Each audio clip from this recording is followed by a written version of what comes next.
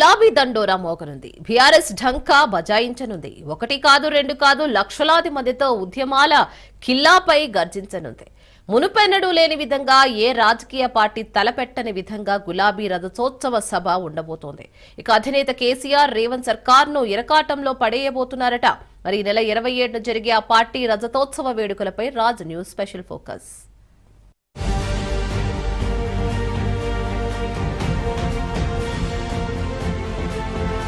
పదేళ్లు అధికారం చెలాయించిన పార్టీ నేడు ప్రతిపక్షంలో తనదైన శైలిలో దూసుకెళ్తోంది. పదేళ్ల వ్యతిరేకతను ఒక్క సభతో దగ్గరయ్యేందుకు ప్లాన్ చేస్తోంది. ఉద్యమ నేతగా స్వరాష్ట్ర కళ సాకారం చేసిన వ్యక్తిగా చరిత్రలో చెరిపివేసిన చెదిరిపోని పేరు సంపాదించిన మాజీ సీఎం కేసీఆర్ సంపాదించుకున్న తెలంగాణకు తొలి ముఖ్యమంత్రిగా బాధ్యతలు చేపట్టి 10 ఏళ్లు పాలనా పగ్గాలు కొనసాగించారు. అనంతరం అధికారం దూరం కావడంతో కొంత విరామం తీసుకున్న గులాబీ బాస్ మళ్లీ కథన రంగంలోకి రాబోతున్నారు. ఆ యుద్ధ రంగానికి ఉద్యమాల కిల్లా పోరుగడ్డ వరంగల్ వేదిక కాబోతోంది. గులాబీ పార్టీ నాటి టీఆర్ఎస్ నేటి బీఆర్ఎస్ ఆవిర్భవించి 25 ఏళ్లు అవుతోంది. దీంతో 25 ఏళ్ల రాష్ట్రోత్సవాలను అట్టహాసంగా నిర్వహించాలని డిసైడ్ అయింది బీఆర్ఎస్. షరతులతో కూడిన అనుమతులను పొందింది. దీంతో అందుకు తగ్గట్టుగానే ఏర్పాట్లు చేస్తోంది.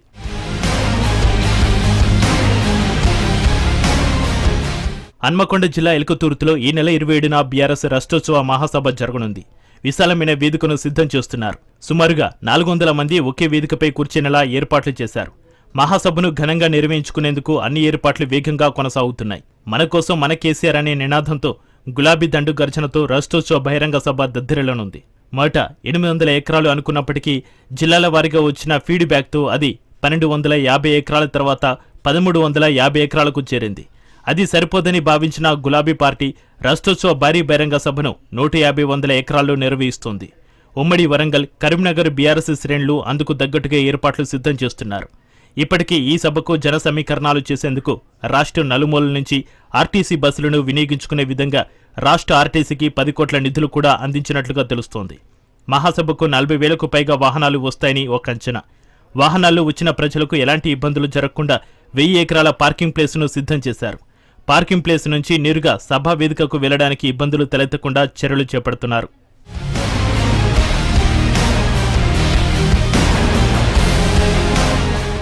గత ఎన్నికల రిజల్ట్ తర్వాత చాలా రోజులకు మాజీ సీఎం కేసీఆర్ వరంగల్లో మాట్లాడబోతున్నారు. గత 25 ఏళ్ల పార్టీ చరిత్ర, 10 ఏళ్ల పాలన తర్వాత ఓటమి అనంతరం 16 నెలల కాంగ్రెస్ పాలనపై కేసీఆర్ ఏం మాట్లాడతారనేది ఉత్కంఠ రేపుతోంది. తెలంగాణ అభివృద్ధి ప్రదాతగా తాను చేసింది ఏంటి, తాజాగా వచ్చిన సీఎం రేవంత్ రెడ్డి చేసింది ఏంటి అనే వ్యత్యాసాలను ప్రజలకు కేసీఆర్ వివరించే ఆస్కారం ఉంది. 16 నెలల రేవంత్ సర్కార్పై కత్తులు ఎక్కుపెట్టనుంది. బీఆర్ఎస్ సంక్షేమ పాలనను గుర్తు చేస్తూనే రేవంత్ ప్రభుత్వాన్ని ఎరకాటంలో పడేనుంది. ఈ వేదిక నుంచి యావత్ తెలంగాణ ప్రజలకు కాంగ్రెస్ మోసాలను తెలియపరుస్తూ కేసీఆర్ పాలన ఒక స్వర్ణయుగమని, తిరిగి కేసీఆర్ అధికారంలోకి వస్తేనే తెలంగాణ ప్రజల బతుకులు బాగుపడతాయనే సందేశాన్ని బలంగా తీసుకెళ్లాలని బీఆర్ఎస్ అధినాయకత్వం భావిస్తోంది.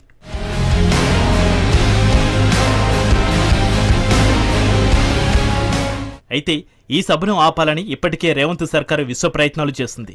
ఎన్ని ప్రయత్నాలు చేసినా ఆఖరికి హైకోర్టుకు వెళ్లి అనుమతులు తెచ్చుకున్నారు గులాబీ శ్రేణులు. అయితే అధికార పార్టీ ఎమ్మెల్యే కేఆర్ నాగరాజు సభ ప్రాంగణ ప్రాంతాన్ని పరిశీలించి కొంత సభ పనుల విషయంలో అధికారులపై ఎందుకు చర్యలు తీసుకోవడలేదని ఫైర్ అయ్యారట. చట్ట వ్యతిరేక పనులు జరుగుతున్నప్పటికీ అధికారులు ఎందుకు సహకరిస్తున్నారని నిలదీశారట. ఇవన్నీ కూడా సభను అడ్డుకోవడానికి కాంగ్రెస్ పన్నుతున్న పన్నాగాలు అంటూ బీఆర్ఎస్ శ్రేణులు తిప్పుకొడుతున్నారు.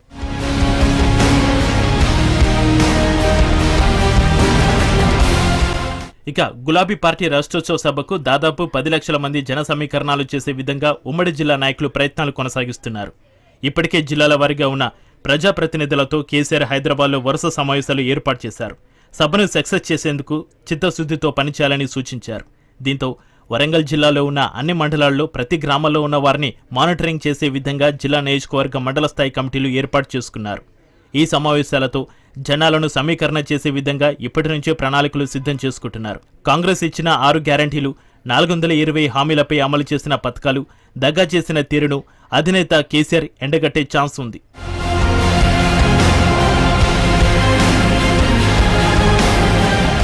సుదీర్ఘ విరామం తీసుకున్న కేసీఆర్ రాష్ట్రోత్సవ సభతో తన గల్లాన్ని వినిపించనున్నారు. తెలంగాణ యాస భాషను మరోసారి ప్రజలకు అందించనున్నారు.